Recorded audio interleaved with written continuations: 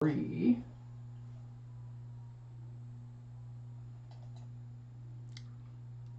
Hello, friends and neighbors. Nope, stand by. Okay. It's not. There we go. Now, hello, friends and readers. I always get that mixed up. Today is Wednesday, March the 2nd, 2022. It's a red letter day for us here at the Red House, and here's why. After we finish this, AC and I will complete our editing of the final pages of the new Walkerville Desires novel that will be released this spring. Woohoo! I've been telling you for weeks that we're working on this, so to be finishing this step in the process is a big milestone for us. I'm going to spend a minute or two at the end of the talk about what the next steps are going to be as we continue preparing for the book to go out into the world. It's kind of like giving birth on some level, you know. But first I want to talk a bit about something that's been on my mind this week. It's something that's come up again and again in the Walkerville series and in my personal life and maybe yours as well. I'm talking about believing versus thinking.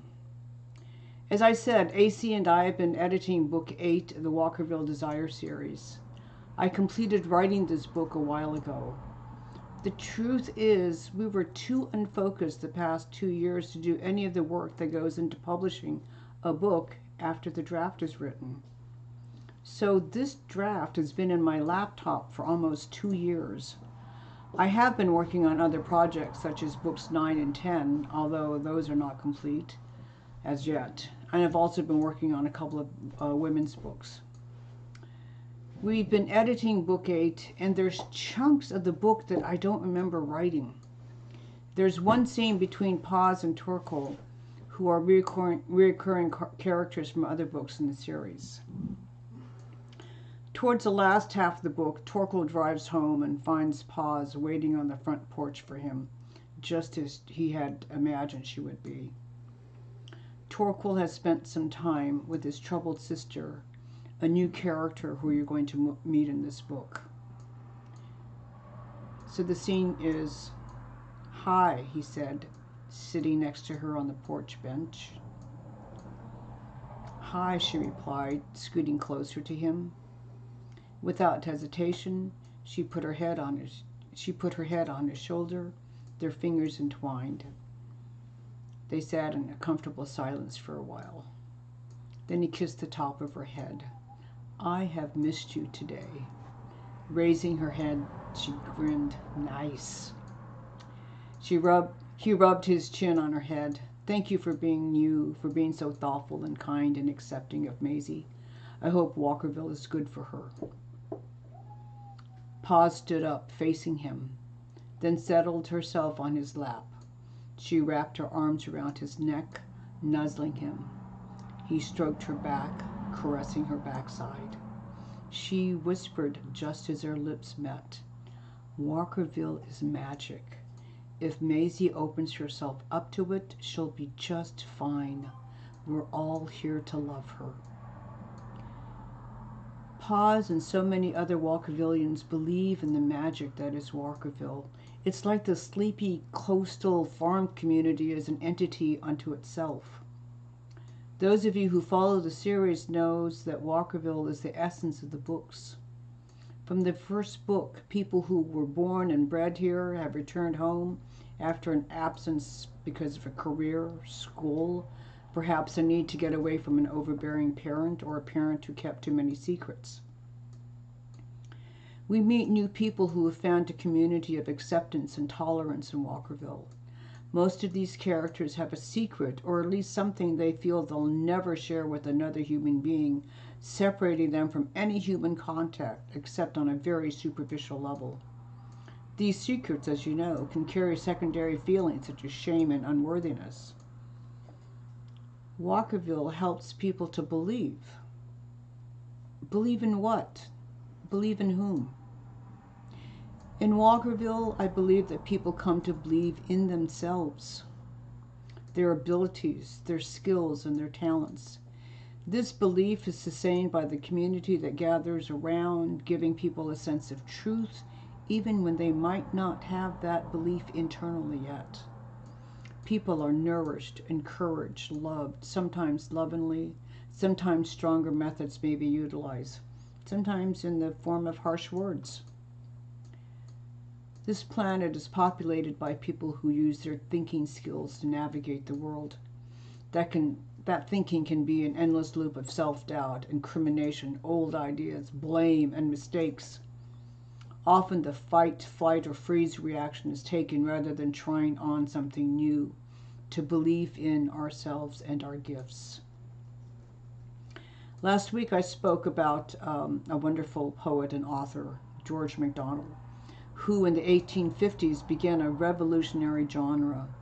His most successful books are fairy tales. He said, "I write not for children, but for the childlike, whether they be of 5 or 50 or 75. And by doing so, George inspired generations of storytellers that have at their core a belief that comes from our senses. Think Alice in Wonderland. Think The Lion, the Witch, and the Wardrobe. Belief comes from the heart. It's felt. Remember that poster that hung over Agent Mulder's desk on the X-Files? I want to believe. And there's that, I don't know, UFO hanging over it. So why don't we just believe? Why do we want to believe? Is that like wanting to lose 10 pounds, or wanting to quit smoking, or wanting to write that book? Many years ago, I had a conversation with a friend, a brilliant woman working on her PhD. She stood firmly on facts and stats, scoffing at hearsay, especially unconfirmed information. If there were no stats to back it up, she didn't want to talk about it. For some reason, we got off on a tangent about belief in a higher power or something greater than ourselves. I thought she was going to ridicule me when I asked her if she believed in God. She didn't smile much. She always looked so stern and humorless. But what I loved was her response. I loved the smile that I saw on her face. I don't have a formal religion, she said. I just know that believing in God, higher power, the universe, source, whatever you want to call it, makes me feel good. And that's important, isn't it? It is the statistical evidence that wants facts, data, numbers, and more stats.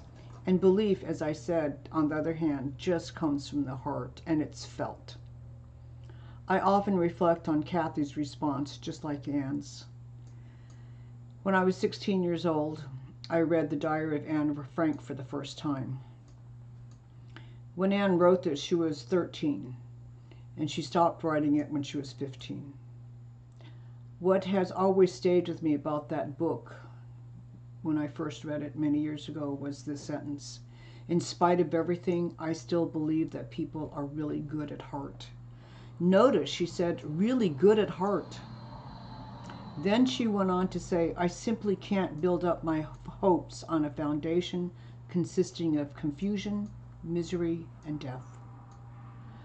I often hold Anne's words in my heart when I'm full of confusion and loathing in the world I live in the events that happen worldwide, in the turmoil and barbarian acts of violence that humans can inflict on each other. I remember that Anne was barely a teenager when she started her diary, and that for 2 years she lived in a hidden annex of an Amsterdam warehouse with her family, along with the Van Pels and Fritz Pfeiffer. And she wrote that statement: "I still believe that people are really good at heart." Did she have hard evidence, data, facts, numbers? I don't know. I only know that when I remember her statement, I feel good. I have to believe that people are really good at heart, or I despair. I believe in miracles. I believe in the good of people, in fairies, in magic, and I believe in praying for parking places. Oof, okay, now, the nuts and bolts stuff.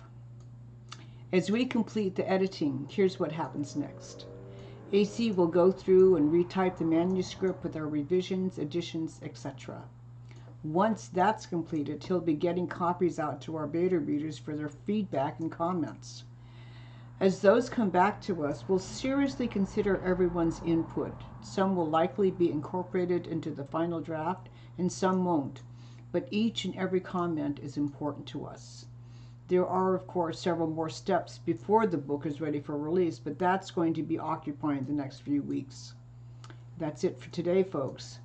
Thank you, as always, for joining me, and I'd love to hear back from you. You can leave a note in the comments here, or send a message through Facebook, Instagram, or email. All the particulars were in the description. And if you've been listening to me for a while, you know what's going to come next, right? My reminder that YouTube counts everything. So it helps us a lot if you give this video a thumbs up and click that red subscribe button. You'll keep up to date, and YouTube will know folks are interested in what we do here. And please do share my links with anyone you think might like to join us. And of course, new readers are always welcome as well. Far better than any advertising is a personal recommendation, so please do share my stories. The address of my Amazon page is below in the description. All of the Walkerville books are available on purchase there in both Kindle and print editions. And as always, the direct link for next Wednesday's live chat is there too. I hope to see you then, and again, thank you so much for joining us.